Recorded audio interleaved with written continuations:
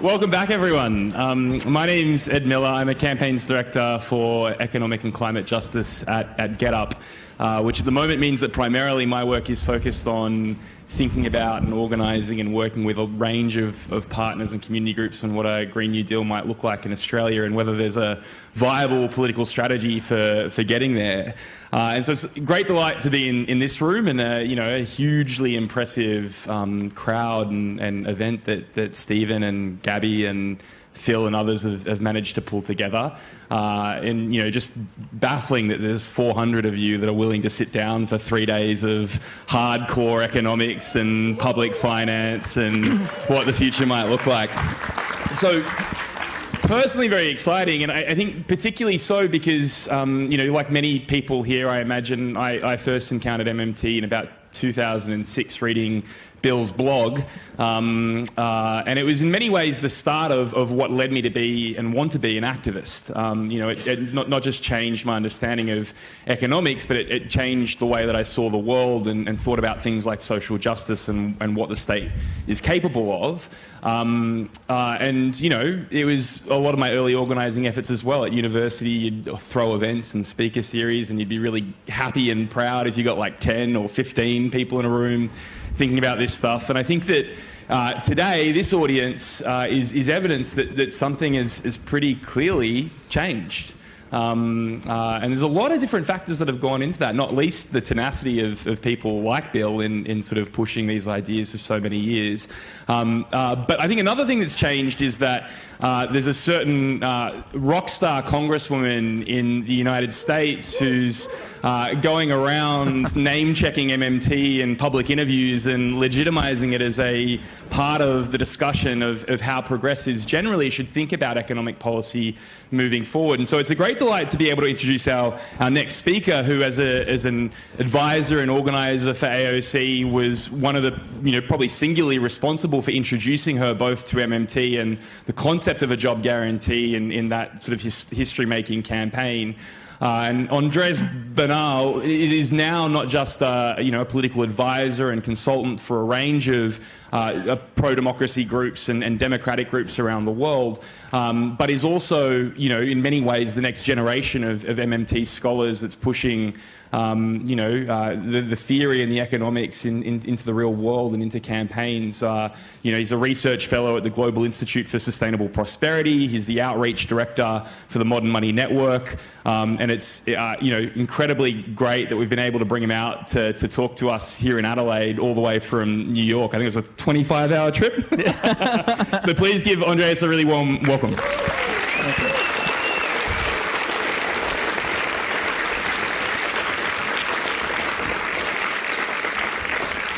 Well, hello, everybody. Can everybody hear me?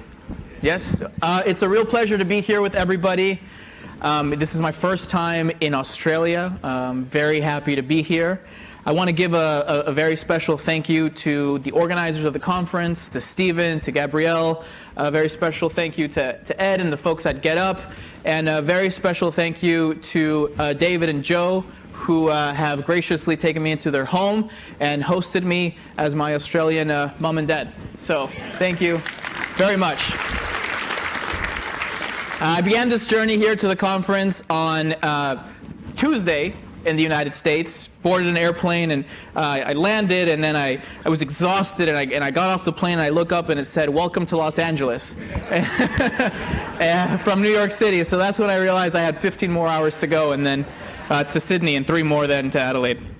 But in all seriousness, as exhausted as I felt with that journey, I think what's even more exhausting is knowing that my president and some people in power can just, with the snap of their fingers, send us to war and assassinate people in other parts of the world without a thought.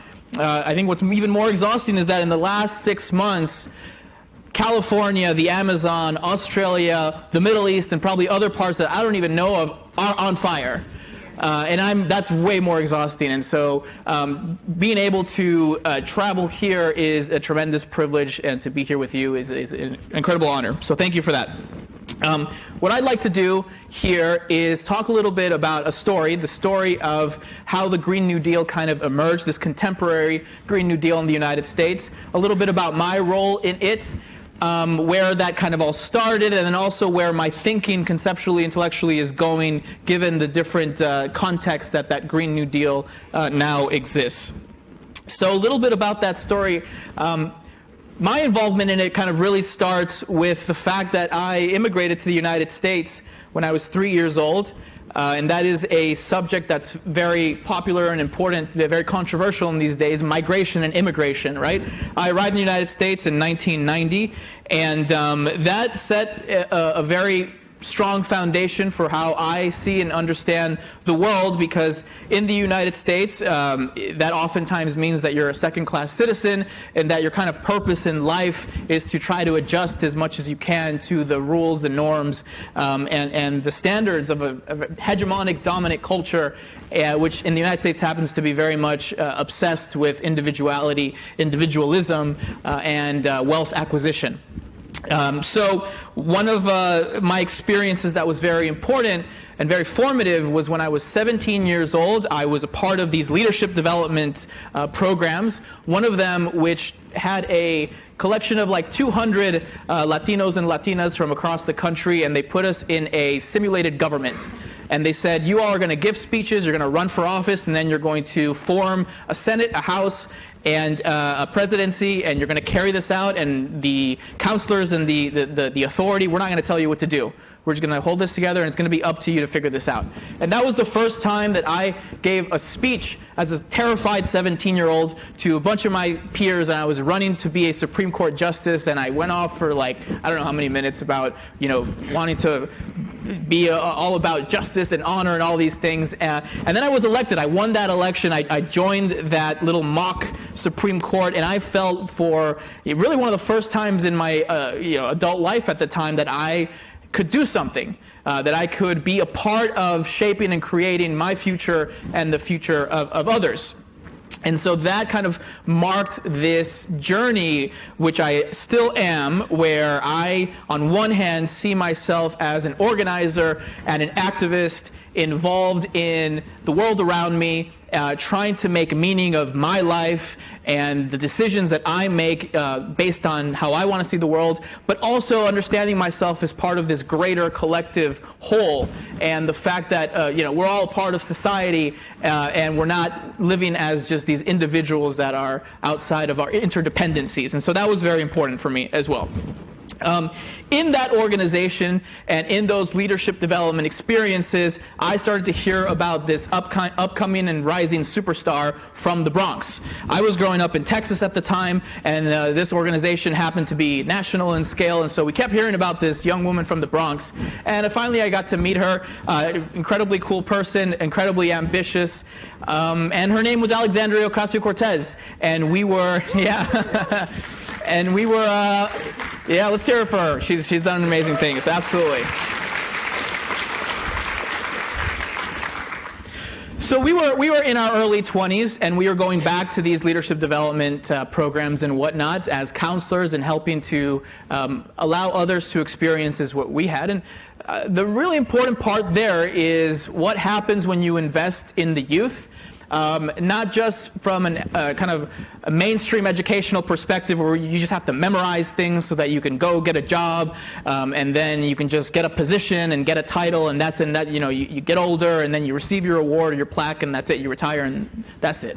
Education for us has really been about how do you inspire young people to feel like they can take control of their destinies in a way that's based on values and based on critical thinking and based on transforming their lives and the lives of their peers as well. In 2014, I moved to New York City to start a PhD program in public policy after a background in philosophy and in leadership studies. And every now and then, I would hang out with my good friend Alexandria, and we would talk about politics. We would talk about, soccer, the World Cup. And it was fine, right? What was the future of the world? We didn't know, but it was, climate change was already starting to become an issue. We're thinking about that, but things didn't really get interesting until 2016, when the worst imaginable situation happened, and a reality TV show star, misogynistic, white supremacist, nationalist lunatic was elected to be the most powerful person in our nation and arguably and perhaps in the world. But something I think we understood, that many of us understood, is that he wasn't himself the problem. He was a symptom of a sick society and a reflection of what had been building for decades on out. And that the political system and the consensus, both ideologically and institutionally, just couldn't hold it together anymore. You know, some people call that neoliberalism. The neoliberal power system and rationalizing ideology couldn't hold it together anymore, and things were falling into a crisis. And we started to see that, and we were seeing that all around the world, as many of the advisors that write Trump's speeches, that help get him into office, are traveling to all different parts of the world to inspire those same movements to go on. And that this is happening at a time when we are facing an environmental catastrophe and crisis looming around us, making people more afraid, emphasizing scarcity more than that. And so it was just incredibly disturbing, and a time where we just really had to go into deep self-reflection. In December of 2016, after Donald Trump was elected, but before he was inaugurated into office, Alexandria decided to go, and I actually just discovered, I went back this morning on Facebook to see what date it was. It was December of 2016. She went on a road trip to Standing Rock. So in the United States, Standing Rock in North Dakota has a sacred indigenous area, and the U.S. government, along with some private entities, were going to force a pipeline through that area and practice fracking. And so a whole controversy evolved around it, where people from all around the country were going to Standing Rock to protest this and to come together with the elders of that community in resistance. So she went over to Standing Rock. On her way over there, she passed by Flint, Michigan, which is, of course, famous in the United States for the toxic lead in the water that to this day is still killing children and giving brain damage and all kinds of other problems. So she stopped by Flint. She went to Standing Rock. She participated in many of these protests. She sat there with the elders, and she left that experience making a crazy, wild decision to run for office. She had been involved in much of the organizing for the Bernie Sanders campaign and other people who were part of that movement, which really came from many who were part of Occupy Wall Street, who before then were the people that helped get Barack Obama elected, who before that come from this legacy of the same people who were protesting the WTO in the late 90s in Seattle, which is also very famous. So that kind of ended up as a part of the Bernie Sanders campaign, and then people wanted to build organizations and movements that can get more people like Bernie elected and just try something different. So she was supported by Justice Democrats, which is an organization that formed to try to get different kinds of people elected into office. And she decided to throw what we call in the United States a Hail Mary and run for office in what seemed to be an impossible situation. So I said, I'm going to help you out. I'm getting my PhD and in policy. I think I can be of a lot of help to this thing that you're trying to build. And what emerged from that was absolutely incredible and insightful, because little by little, even though nobody took her seriously, even though a lot of people didn't even know who she was, the incumbent at the time, Joe Crowley, didn't even show up for one of the debates. We were very much focused on trying to build a social movement in that district, and that meant inspiring people by being unapologetically progressive, to bring them out and to participate, to make it not just about her, but about what this community can accomplish together. So people went out and started knocking on doors. We had everybody from stand-up comedians to aspiring actors to teachers, who all were bringing their unique skill sets, introverts and extroverts, everybody coming out trying to see how they could convince more people to vote for her in the primary. And little by little, even though it seemed like such an impossible task, it seemed as though the right pieces all came together. When finally they had debates, she just really destroyed him, because he wasn't ready for somebody who was going to unapologetically say progressive things, who was going to say in the United States, we deserve universal health care, who was going to say we need to act boldly on climate change, and who at the time where close to where I grew up in South Texas, the Trump administration was separating families and placing people in concentration camps on the border, that institution, ICE, needed to be abolished. And she was unapologetic about all of that. And I think an establishment person just didn't know how to respond to all to this kind of energy that was inspiring and mobilized so many people. In addition to that, I think that Alexandria had something really, really interesting and unique, and that is that in an era of optics and shallowness, where the legacy of the civil rights movement and the women's movement, which were trying to emphasize the importance that we could not ignore any longer, that these people who were part of certain social categories had been marginalized, and that we had to organize in order to reach some kind of justice based on this, that in the era that we call neoliberalism, much of that was exploited to produce kind of these optics that ignored the real institutional, material way that people had been marginalized. She was able to bring that force, the reality that she is also part of the Hispanic or Latino diaspora in the United States from Puerto Rico, which Puerto Rico is treated like a colony, was colonized by the United States, that she is a young woman who, when her father passed away of cancer, her home was going to be foreclosed on, and she, after graduating from a good university in economics, was forced to have to work and no longer pursue her interest in higher education, just to take care of her mother so they wouldn't lose their home. All of that made it very clear that the marginalization of certain social groups was deeply connected with class as well, that both of those things could coexist, and that one could lead a movement that could inspire the importance of women's rights, people of color's rights, with class too. And when she was able to articulate that vision, it was something that I think in the United States we hadn't really heard of yet. And so she won. It was an incredible thing. She pulled it off, and she won that campaign. And after that, I think that politics in the United States has not been the same. The history of environmental politics in the U.S.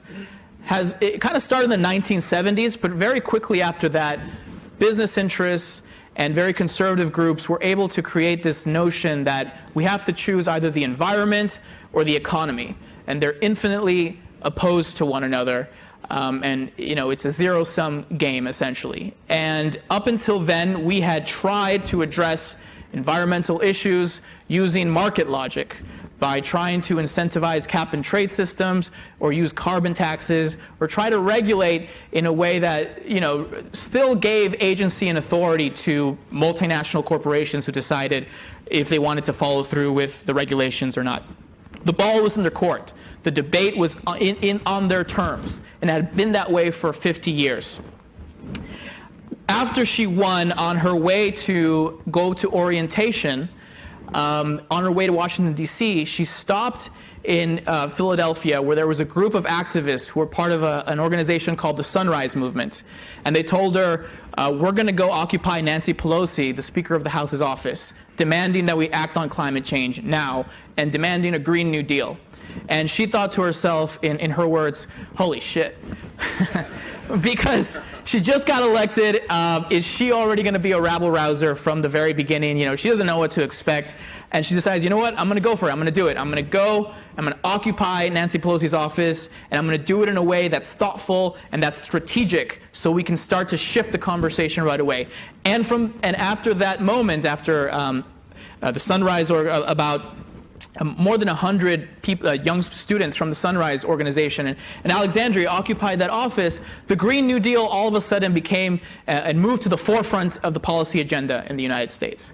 And no longer were we talking about, well, let's try to do some cap and trade here, let's try to put a carbon tax here. All of a sudden we were talking about doing a mass transformational mobilization of resources to move beyond the fossil fuel economy, and we wouldn't accept anything less than that, and that movement was going to be grounded in social justice values. Because there was an understanding that to produce a new kind of economy, you had to see the way that the very system that is polluting, that is creating waste and toxicity, and essentially producing all of the carbon dioxide that's leading to climate change, is the same system that is creating poverty, that is exploiting people, and that is creating mass misery in the United States and around the world. And so you cannot separate these two things from one another. So the notion of a Green New Deal was born at that time in a kind of a very strong political way.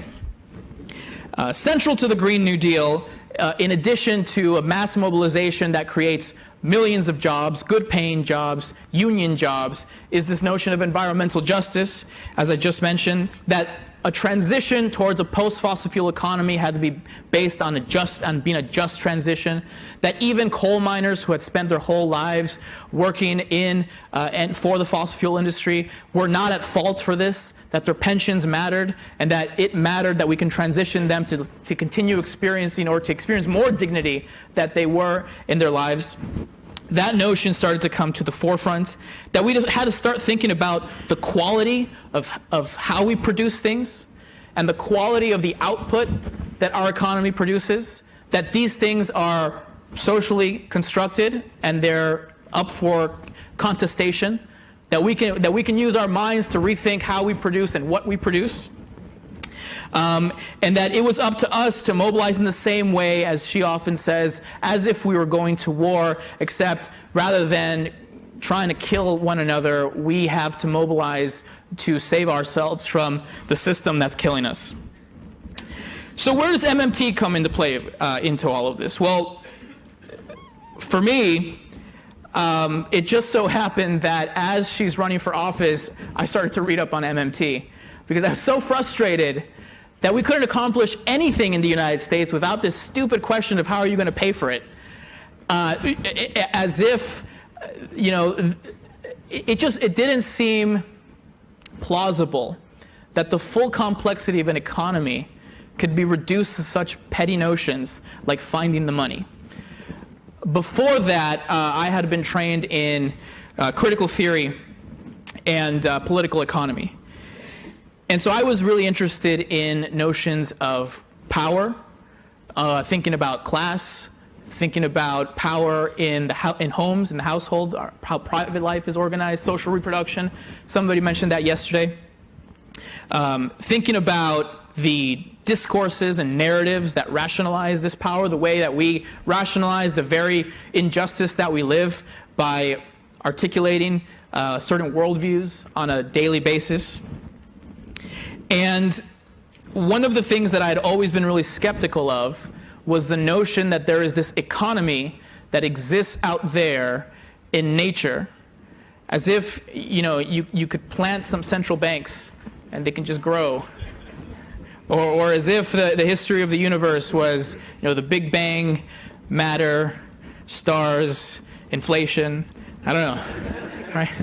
So I was very much questioning the notion that there's an independent category of an economy organized by these rational actors who were creating or who were a part of these laws, economic laws that were regulating the market economy that pre-existed states and all of society. I've been very influenced by the work of people like Karl Polanyi, who argue that the economy is itself embedded in institutions, in rules, in laws, in power dynamics. And if we deconstruct markets, if we deconstruct all of these things, it's just people. It's people organizing the world with one another, making meaning of the world, and creating different ways that we can coexist through different power relations. So when I started to read about MMT, something that was very interesting to me right away was that money, this thing that we always are taught emerged out of barter because rational actors discovered that they would be more efficient to barter if they used money, was nonsense. That at the very beginning of what we call money, some form of organization or authority was trying to provision itself and issuing different forms of debts and obligations in order to do this. Mediating a social world through debts and obligations and forms of redemption. You had to redeem your debts and obligations, which we can call taxes and fees now. That this notion of a currency is a unit of account. Social inventions, cultural artifacts that we create to help us organize things. So it started to make a lot of sense to me. The notion that a government is like a household, it became very easy to debunk that when we start to understand somebody's issuing it and somebody's using that thing we're calling a currency. So from that moment, once I understood the difference in these kind of stories of money, it became very, obvious to me that MMT allowed us and shed light, illuminated how our macroeconomic system exists by seeing the different kinds of structures that are keeping it that way, right? We understand money is a legal relation, a legal and a social relation of power. And we see central banks are doing things based on different kinds of rules that are structuring them. So moving away from this notion of a natural economy that exists out there. So all of that is really important for me. So why is this important for MMT in the context of the Green New Deal? Well, I think one of the most effective things about neoliberalism and the legacy of Thatcher and Reagan is that they were able to convince all parties, including oppositional parties, that they were right, essentially, and to argue on their terms. So in the United States, after Reagan, all of the Democrats just subtly and implicitly accepted that they were right, and that maybe they could try to do things a little bit more humanely, even though that's in and of itself arguable. But even the left, in a lot of circumstances, when you have sometimes even Marxists who are talking about being sound finance socialists, that doesn't make any sense. It is giving and attributing way too much power to neoliberal myths about the way money operates that is naturalizing this thing that we call money. So it just so happened that as Alexandria was getting closer and closer to her primary, I was learning more and more about MMT, meeting several of the very key scholars, learning a great deal. And so I was able to work with her to see the importance of a jobs guarantee in the sense that it encourages social and political participation rather than just, the other idea that was up for grabs was the UBI. Rather than just reducing people to passive consumers and participating in a world that in the future is going to be creating value based on these tech monopolies. But instead of doing that, the idea of a jobs guarantee encourages us to come together to produce value and participate in an economy. It has its legacy in the civil rights movement and in Dr. Martin Luther King Jr.'s March on Washington for Jobs and Freedom. And so once we put that on the platform, it became incredibly popular. Right away, both the Green New Deal, because it emphasized the mass mobilization, because it emphasized environmental justice, and the jobs guarantee became two of the most popular policy agendas in the United States. So we started to restructure the grip that neoliberalism had in the public imagination. And I think that's key because at the end of the day, it's going to be very difficult to transform or transcend the limits of our neoliberal, capitalist, fossil fuel-based economy if we can't even imagine how things might look beyond that. So it's very important to rediscover our public imagination and our civic imagination by doing this.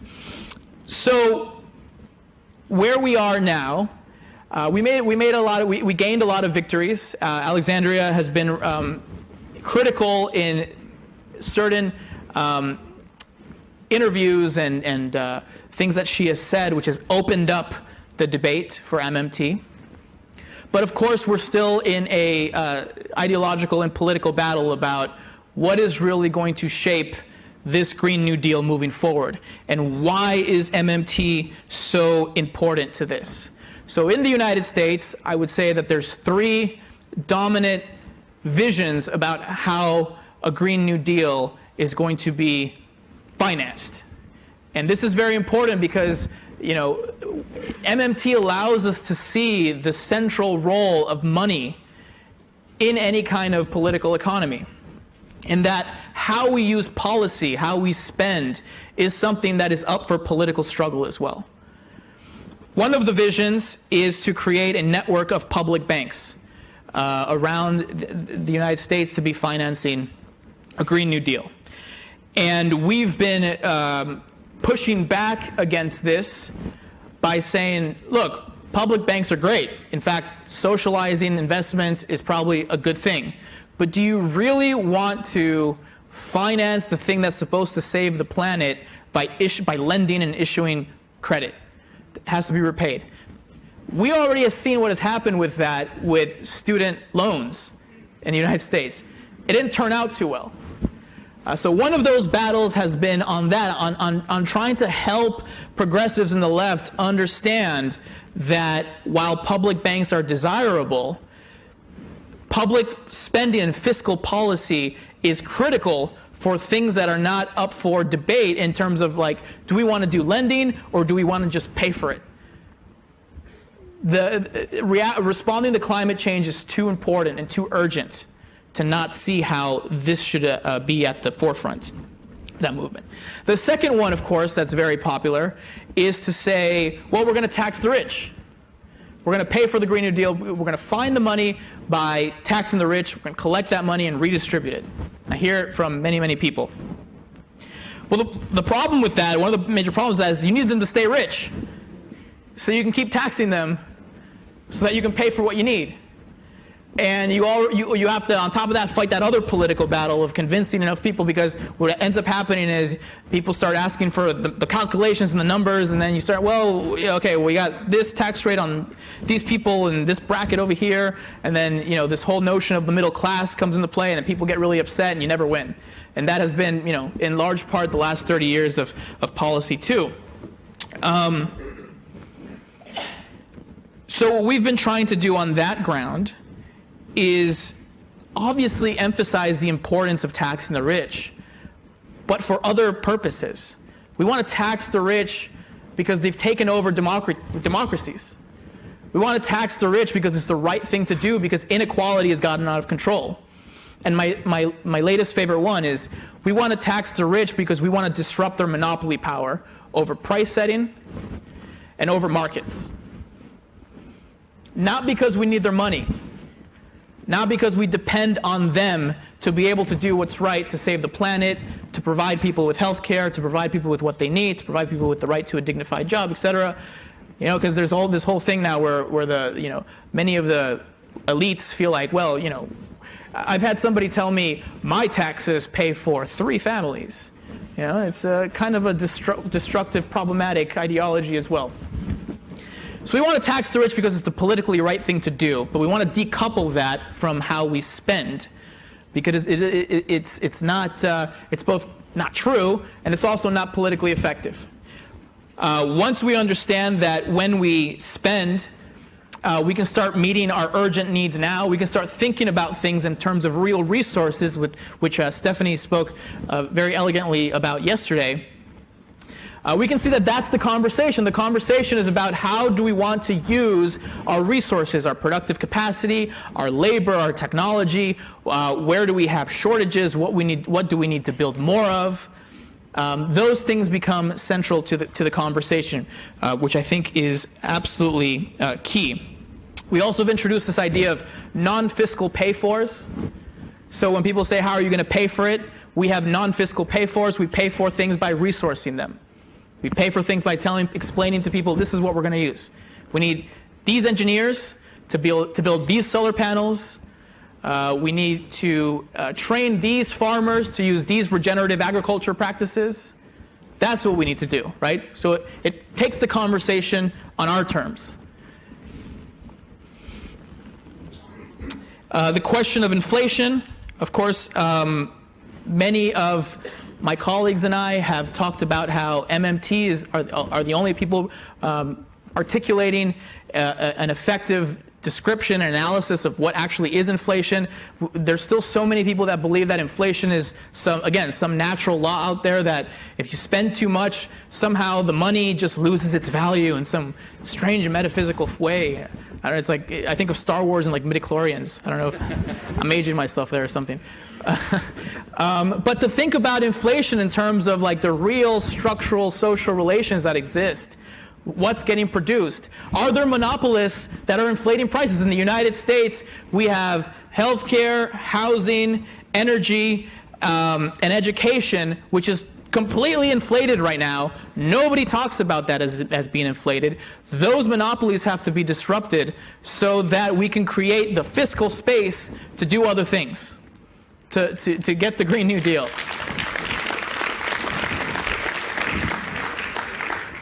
We're not talking about the way that private banks are creating bubbles and creating inflation with their irresponsible predatory lending, which essentially is another form of issuing money and creating money, but with the caveat of it being of having a very high interest and all of these other kinds of problems. Because our governments have not taken the responsibility to use fiscal policy, we have created a generation that is in private debt, getting more credit cards. We have been able to maintain the demand necessary for the economy to not fall apart, even though it did 2008, based on private debt and credit cards.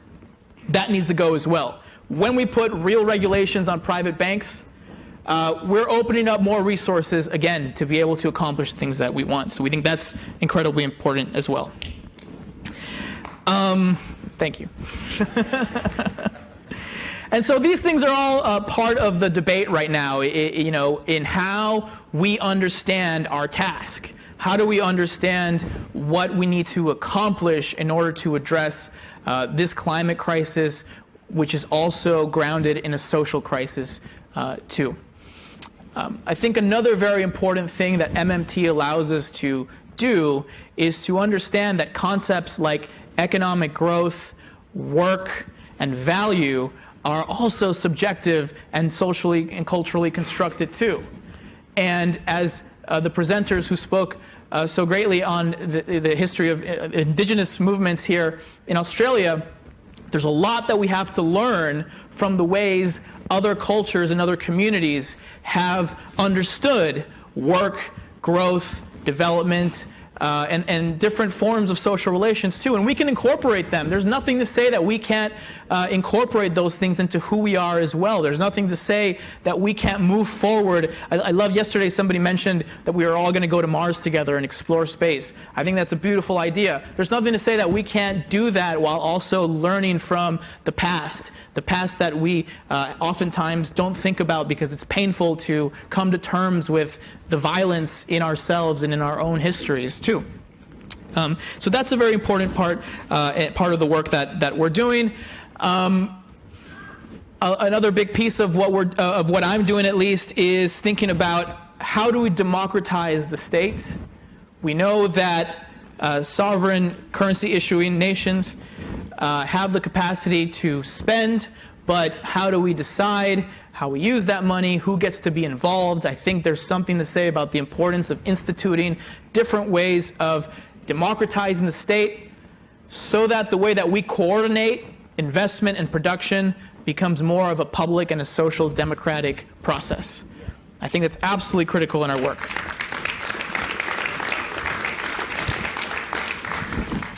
And so for the Green New Deal, this is very important because I oftentimes hear from many local groups and state and local governments, what do we do, right? We can't do MMT, we can't do MMT. We can't issue our own currency at this level, right? What can we do? So I think there's a lot to learn about how at the local level people can organize, because we need data, we need information about resources. And who knows resources better than the people who actually live in these communities? They have the information. They live there. They're experiencing the injustices. They know the needs, and they know what capacity they have as well. So once we're able to break away from this binary of like local versus national, we can start to see how we can collaborate together on different levels. So that's a very important part as well. And lastly, I'll kind of end with some of the work that's become really important to me as well, which is to, and one of the criticisms of MMT is that it's American-centric, that it only works because American has the reserve currency, all this nonsense.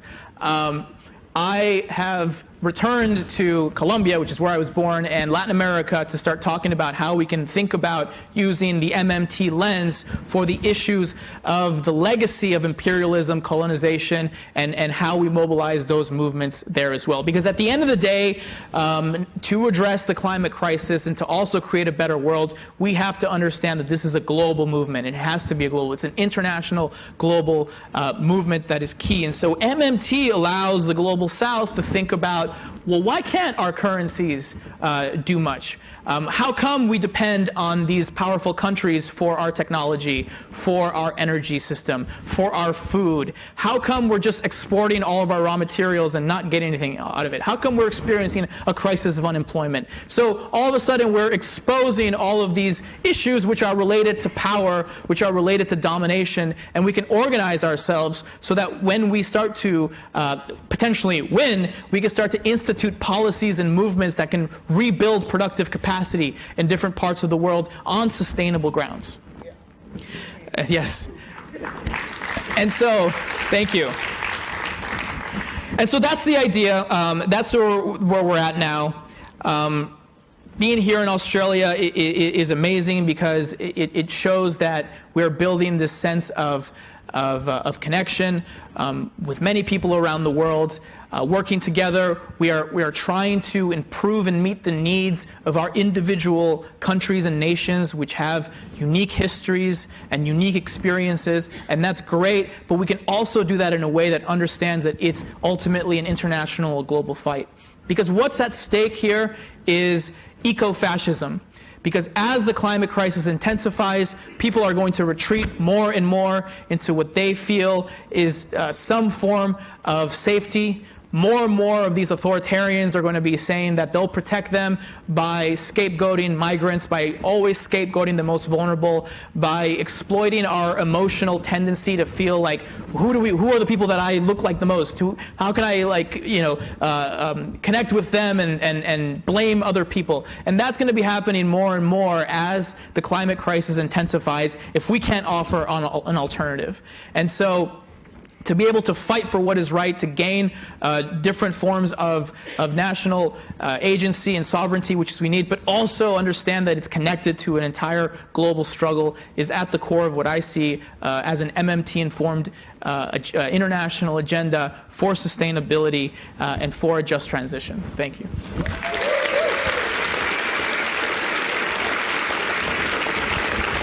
Keep a round of applause going for Andres. We've got 10 to 15 minutes now for questions, and we might start up the back here. I don't know if there's roaming microphones, so I might just run this around.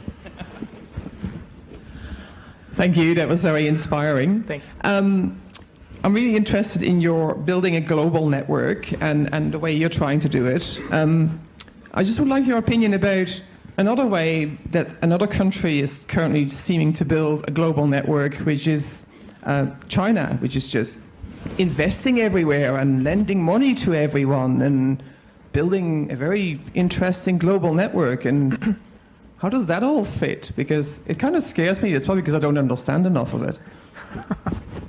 Wow, what a question.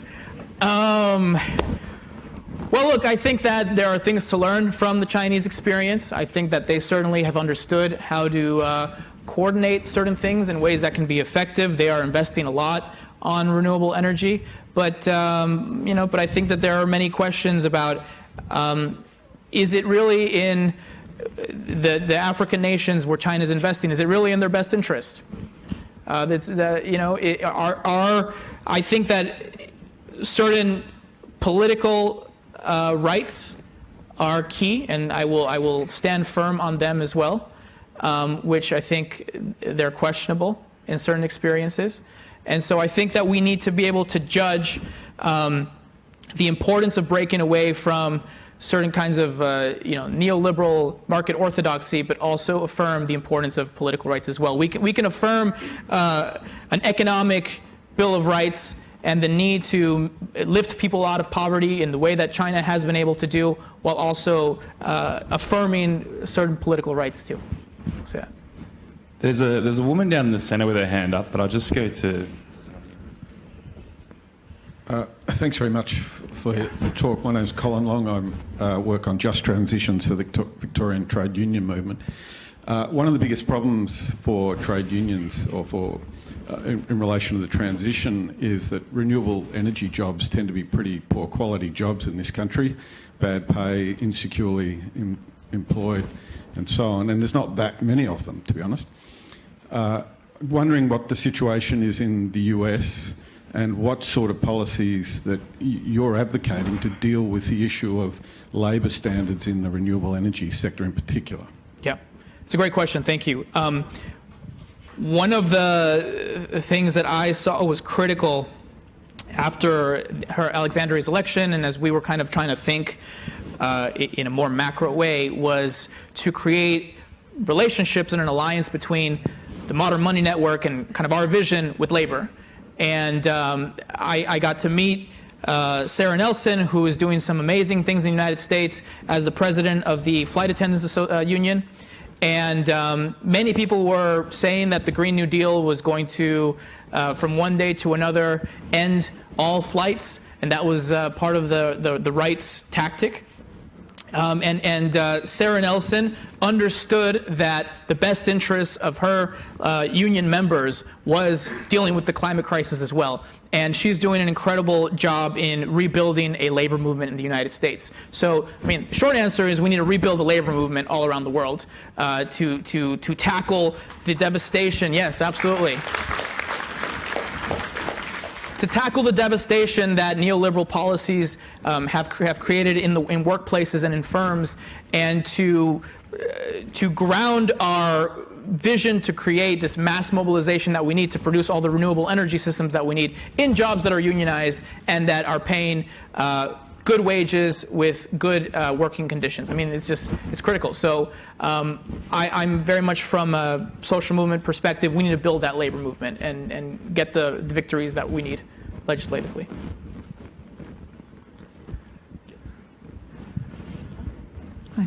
Hi, I've got a couple of questions, or Yeah. two-part question. Okay. How similar or different is the Green New Deal that you're working on to the Greens that Jill Stein ran on in 2016? Uh-huh. And are you and the Greens interested or able to work together to push that forward?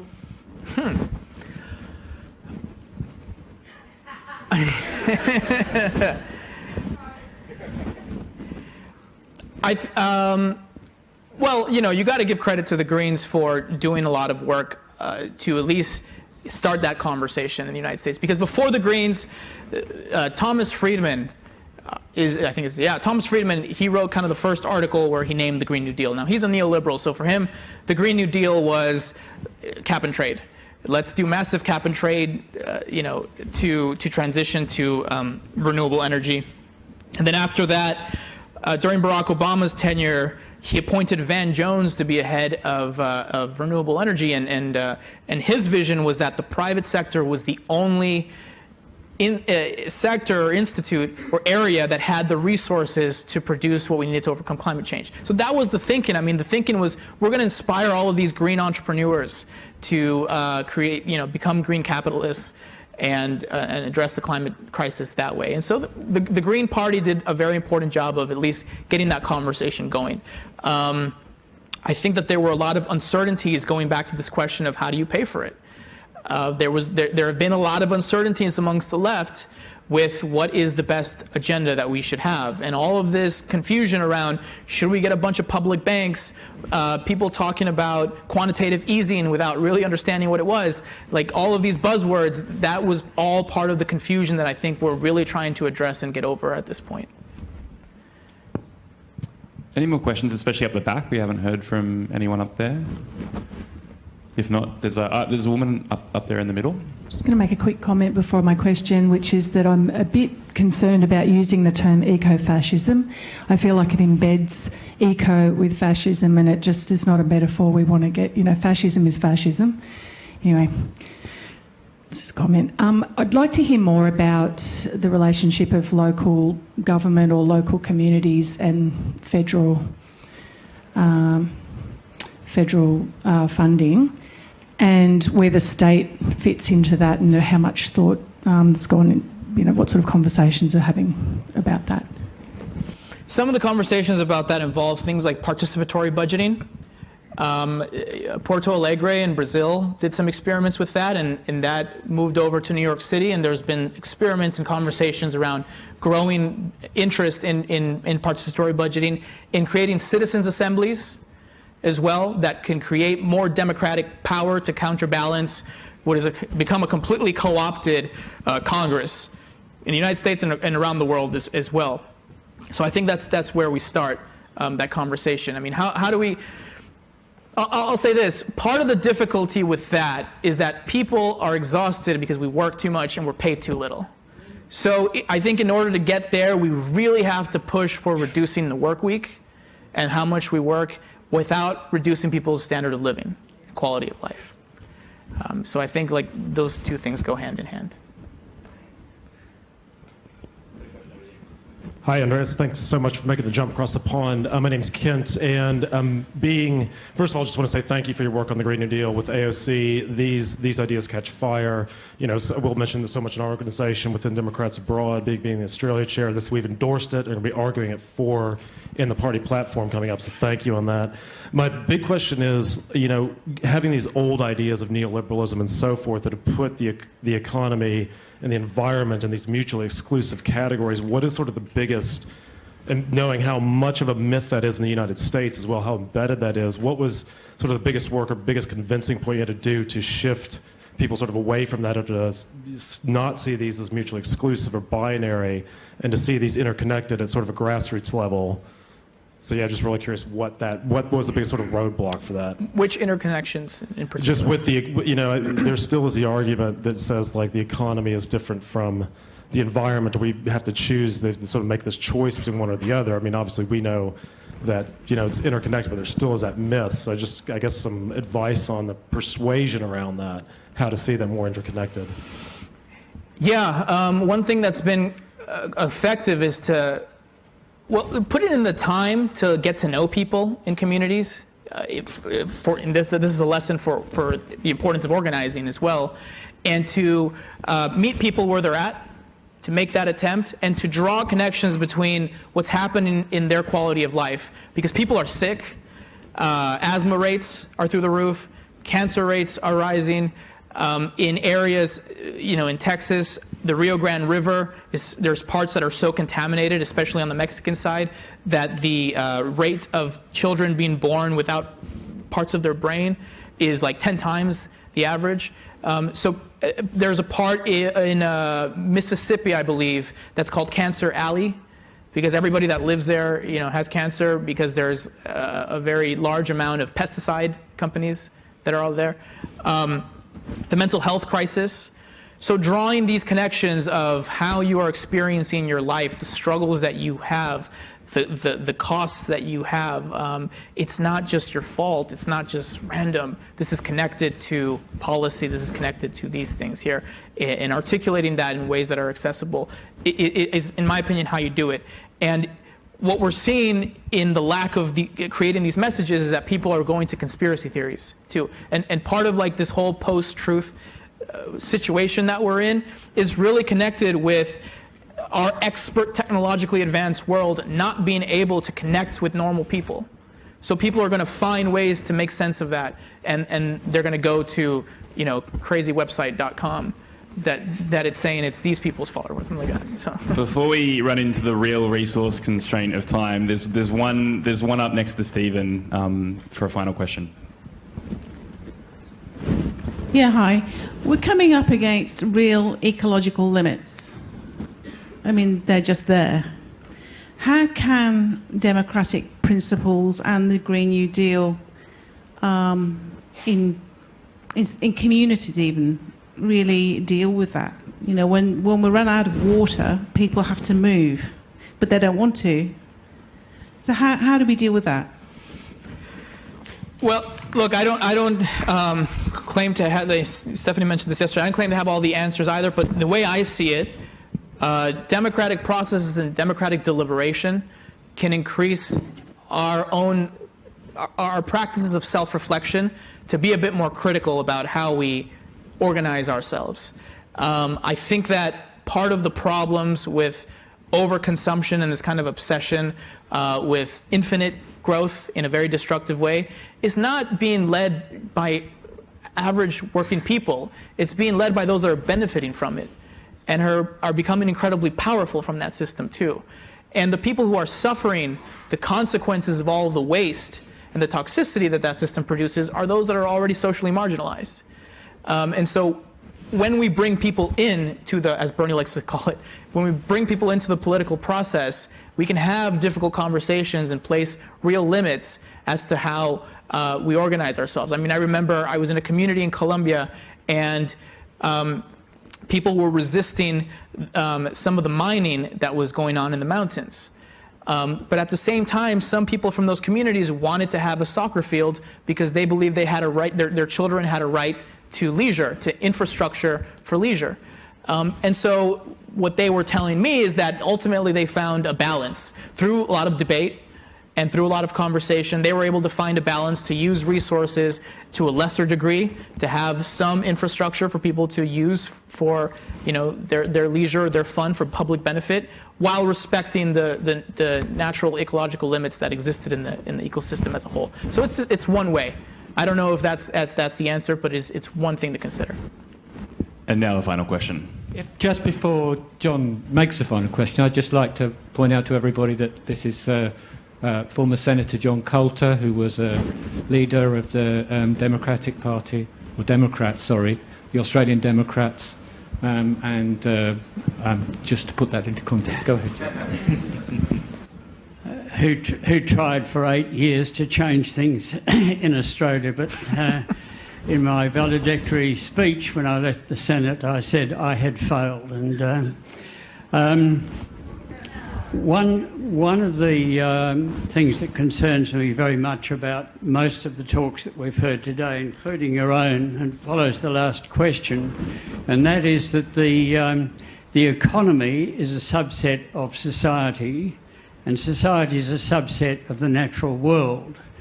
You've mentioned climate change quite a lot, but climate change is only a symptom. Climate change is an important symptom, but it's only one of dozens and dozens of symptoms that humanity is living unsustainably.